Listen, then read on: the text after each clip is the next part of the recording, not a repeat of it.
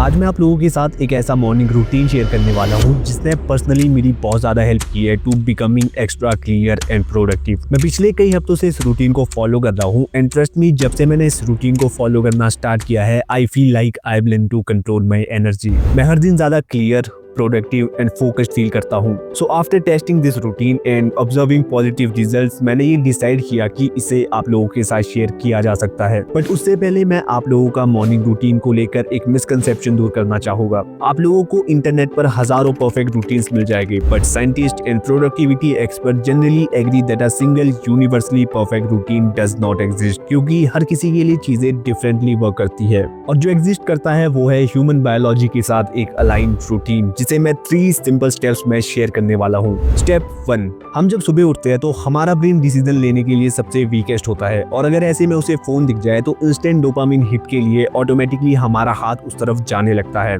इसलिए अपने फोन को पिलो के नीचे छुपा दो और अगर उसे बेड से दूर रख सकते हो तब तो और भी ज्यादा बेस्ट है। स्टेप 2, सबसे पहली चीज जो आप लोगों को सुबह उठने के बाद करनी है वो है अपनी बॉडी को नेचुरल लाइट देना। और जरूरी नहीं डायरेक्ट सनलाइट दो, इनडायरेक्ट भी चलेगी, बस आपको ये दिखना चाहिए कि सुबह हो चुकी है। इस तरह हमारी बॉडी क्लॉक रीसेट होती है और नेचुरल लाइट हमारी बॉडी पर पड़ने से हमारे ब्रेन को ये सिग्नल जाता है दैट डे हैज स्टार्टेड, जिससे हमारा ब्रेन नींद वाले हार्मोन्स को रिलीज करना बंद कर देता है। इसके अलावा सुबह हमारा ब्रेन सबसे ज्यादा इन्फ्लुएंसेबल भी होता है, तो उसे जो पहला इनपुट मिलेगा वही आप लोगों की मेंटल डायरेक्शन सेट करेगा। इसलिए स्टार्टिंग के 30 minutes no phone, no music, no news and no podcast. So what should we do? आप लोगों को साइलेंट रहना है और लो डोपामिन एक्टिविटीज करनी है। देखो, साइलेंस बोरिंग लग सकता है बट ये भी एक फैक्ट है कि साइलेंस से क्लियरिटी आती है। और अगर आप लो डोपामिन एक्टिविटीज करोगे जैसे light stretching, walk, body movement या स्लो ब्रीथिंग, तो आपका जो डोपामिन सिस्टम है वो स्लोली एक्टिवेट होता है एंड आपके ब्रेन को फोकस्ड मोड में शिफ्ट करना इजी हो जाता है, बिकॉज वो स्क्रोलिंग के इंस्टेंट स्पाइक या अननेसेसरी नॉइसेस से ओवरलोड नहीं होता।